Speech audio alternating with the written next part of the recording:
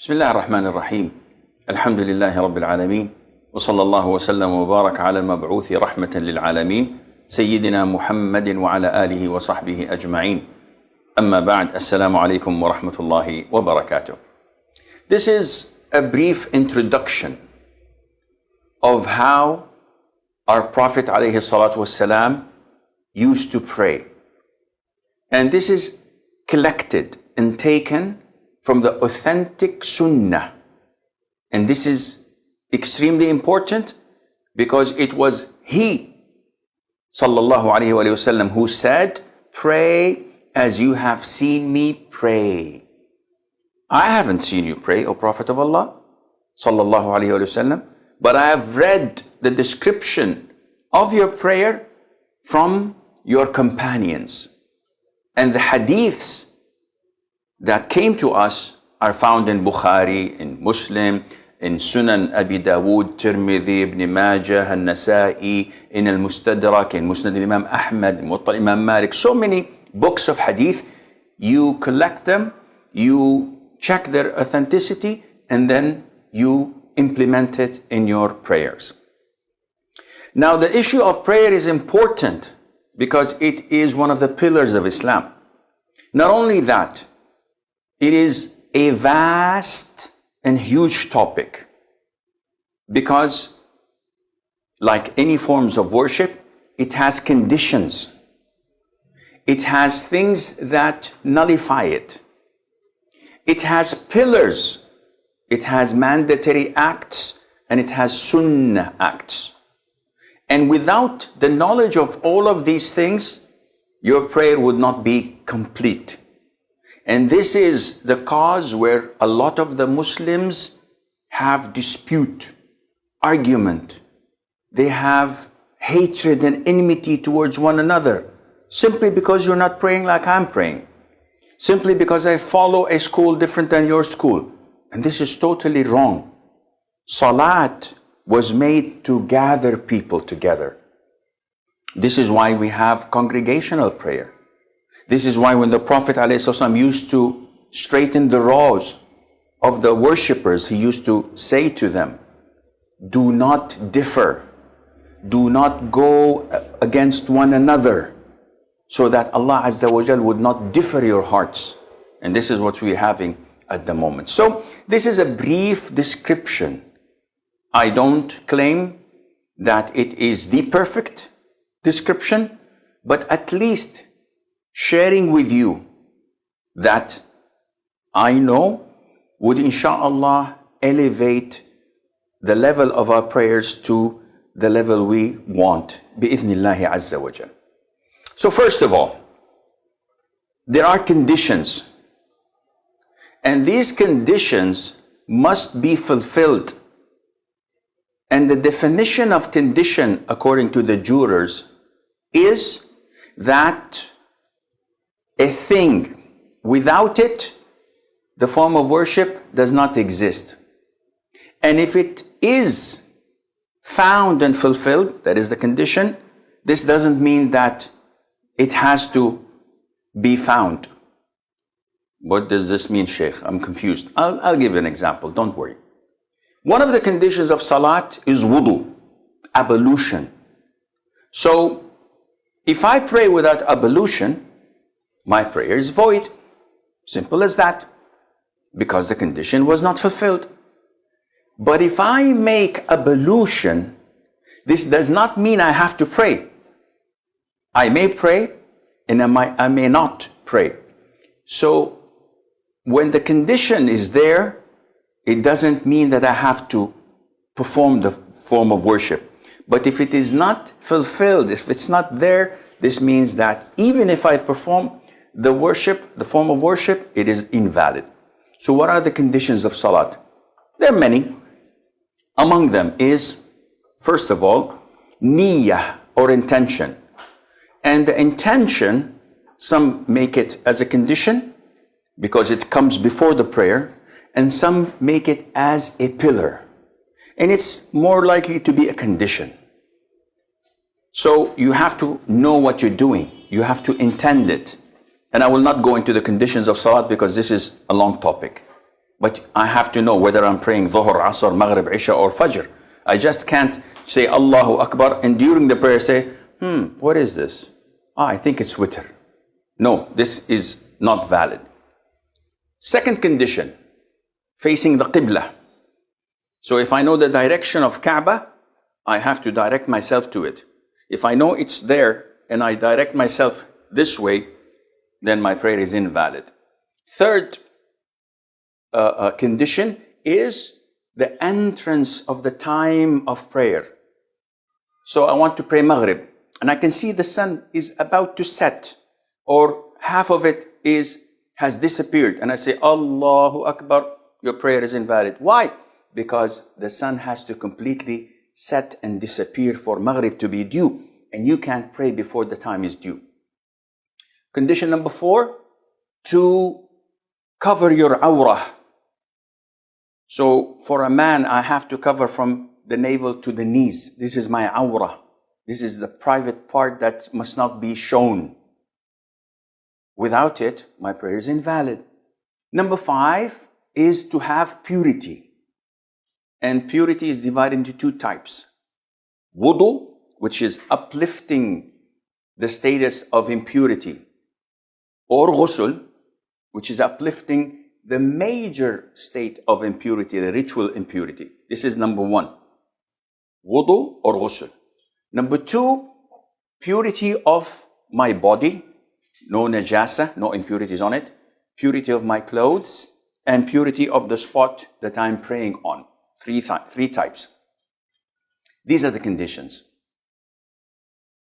You can look for more details in the books of fiqh, but this is something you have to understand and know. Without it, your prayer is invalid. So be careful. We come to the prayer. I want to pray now. What do? I fulfill the conditions. Okay, my awrah is covered. I have wudu. I'm facing the qibla. The time is due for prayer. So what do? I intend. And how do I intend? Intention is in the heart. It's not something that you verbally say.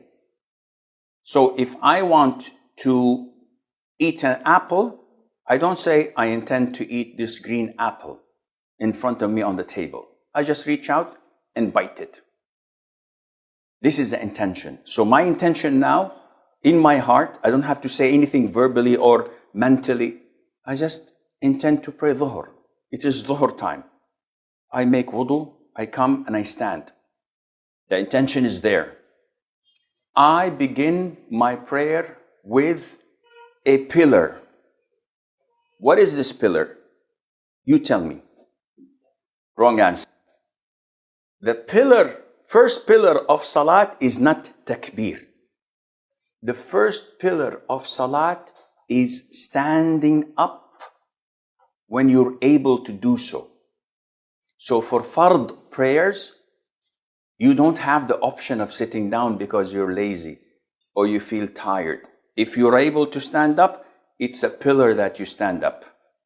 This is pillar number 1. I'm standing up. I do pillar number 2, which is known as Takbiratul Ihram. The first inauguration takbir by saying Allahu Akbar. So now I've started prayer. The hadith of the Prophet ﷺ, وَتَحْرِيمُهَا التَّكْبِيرِ. So it has to be inaugurated with takbir, the first takbir. Okay, Sheikh, you said Allahu Akbar and you didn't raise your hands. Yes, raising the hands is not a pillar. This is a sunnah. Whoa, I didn't know that. Well, now you know. This is why I'm here. So saying Allahu Akbar means that I've started praying. Now, the sunnah is to say Allahu Akbar, to raise the hands. If I don't raise the hands, sunnah is gone. The prayer is totally valid and correct. Okay, when to raise the hands, Shaykh? You have one of 3. Either before saying Allahu Akbar, or during it, or after it. Can you explain? Yeah, sure. Allahu Akbar, Allahu Akbar, Allahu Akbar. It can be raised before, during, or after. This is confirmed sunnah of the Prophet ﷺ. So, we move on.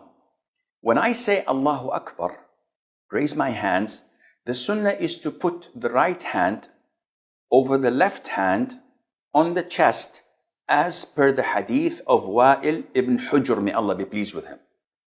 And this was a confirmed sunnah of the Prophet ﷺ to place the right hand over the left on the chest. Well, the chest itself is an issue of dispute, because some authenticate the hadith, some don't. And those who don't differ whether to put it on the belly or to put it underneath the belly. But the most authentic is to put it on the chest. It's from here to here. So you put the right hand on the left hand on this chest while in the standing position. Underline, highlight with yellow, bold font. Why? I'll come to discuss this with you, because the hadith, when describing the Prophet's prayer, ﷺ, they used to say that he used to put the right on the left hand in the standing position. So now I'm standing. Let's begin from scratch. You look at the place of your prostration. You don't look at the chandeliers and look at the people around you. Everything is fine. No. You're praying. Look here. Look there. I asked Allah's Messenger, peace and blessings of Allah be upon him, upon looking hither and thither in prayer. He replied, it is a way of stealing by which Satan takes away a portion from the prayer of a person. Sahih al-Bukhari. Narrated Anas bin Malik. The Prophet, peace and blessings of Allah be upon him, said, what is wrong with those people who look towards the sky during the prayer? His talk grew stern while delivering this speech, and he said they should stop looking towards the sky during the prayer. Otherwise, their eyesight would be taken away. Narrated by Sahih al-Bukhari. You're facing Allah Azza wa Jal. So you stand in submissiveness and humility, expressing your poverty, and you say, Allahu Akbar. Where do I raise my hands? Two hadiths. One next to the shoulders, one next to the ears. So how do I understand this? It's very easy. The palm is next to your shoulders. The fingers are next to the level of your ears. And this is how you combine between the two authentic hadiths. So it is not like Allahu Akbar as people say, or Allahu Akbar as people do. This is all wrong. It is not Allahu Akbar. No, it is this way. So the palms next to the shoulders, the fingers are next to the level of the ears, facing the Qibla. You say Allahu Akbar, looking at the place of your prostration. Where do I put my forehead? I look at it whenever I am in the standing position. So it's always like this. Then I place my right hand over the left hand on the chest. And there are two ways of doing this. Look at my fingers. This is my wrist, my palm, and my arm. It's in between, like this. So this is one way of doing it. The other way, which is also authentic of doing it, is grabbing my wrist like this.